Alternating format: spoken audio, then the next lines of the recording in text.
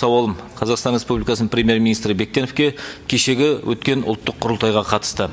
Өйткені ұлттық құрылтай іргелі елдік мәселелер ортаға салынатын, идеологиялық бағдарымыз талқыланатын алқалы алаң. Осыған орай, күні кеше Атырауда өткен құрылтайда ұлт өміріне қатысты көптеген маңызды мәселемен қатар, елдігіміздің айшықты белгісі герб мәселесінің де көтерілуі орынды деп білемін. Ел президенті Қасым-Жомарт Тоқаев бұл жайында ел таңбамызға қатысты сыни пікірлер айтылып қалады. Оны кеңес замандағы гербке ұқсатып жатады. Тым эклектикалық, күрделі дейді. Бұндай ойды елісіне бей-жай қарамайтын белсенді азаматтар ғана емес, мамандар да айтып жүр. Орынды пайымдар ескерусіз қалмау керек. Ортақ келісімге келген жағдайда арнаулы комиссия құруға болады. Бұл комиссия мәселені жан-жақты қарастырып, қоғамдық талқылау өткізеді. Сосын Қазақстанның жаңа елтаңбасын жобасын жасауға ашық байқау жарияланады деп, мұны көпшілікпен бірге кеңінен талқылай отырып ортақ шешімге келуді ұсынды. Бұл ұсыныс қоғамның қызығушылығын туғызып, қызу талқылануда.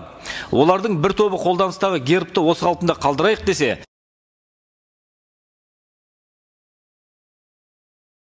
енді бір заман талабына сай өзгертейік дейді.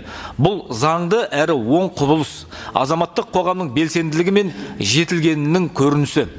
Екінші жағынан, жұртшылықтың елдік нышандарға бей-жай қарамайтынын, отаншылдық сезімінің жоғарылығын айқын аңғартады. Әлемдік тәжірибеге сүйенсек, мемлекет гербі сол елдің тарихымен, төл дүниетанымымен және алға қойған мұратымен тығыз байланыста болады. Герб атауының өзі мұра деген ұғымды білдіреді. Кейбір елдер гербсіз, эмблемамен ғана шектелген. Бұл ретте біздің халқымыздың тарихы да елдік нышандар бедерлеу тәжірибесіне бай. Тамырын сақ, ғұн, түрік қағанаты заманнан тартатын таңбаларымыз жалпы гербтің түп атасы деуге толық негіз бар.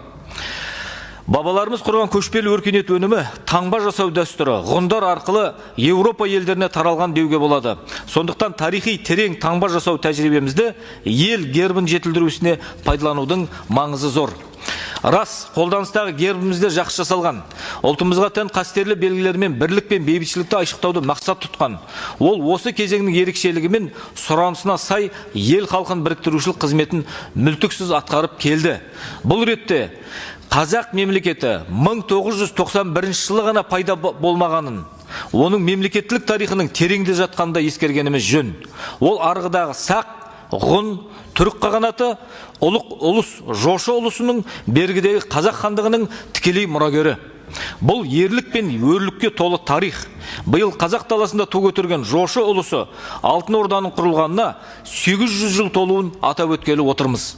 Міне, қазақ елінің осындай терең тарихи сабақтастығы, жауынгер ата-бабаларымыздың асқақ рухы, мемлекеттіліктің сұсы мен сесі, атағы мен айбыны гербте көрініс тапса игі. Сондықтан алдағы уақытта осы бағытта көп болып кеңесу артықтық етпейді. Осы орайда президенттің гербті қоғаммен талқылау туралы бастамасын қолдай отырып, оны тарихи сабақтастықты, заман сұранысын ескеріп, жетілдіру жайын ойластырған жөн деп санаймыз. Бұл маңызды істі осыған жауапты мемлекеттік органдардың қолға алып, көпшілікпен тиісті мамандар мен қолданыстағы герб авторымен жан-жақты талқылау ұйымдастыруын ұсынамын.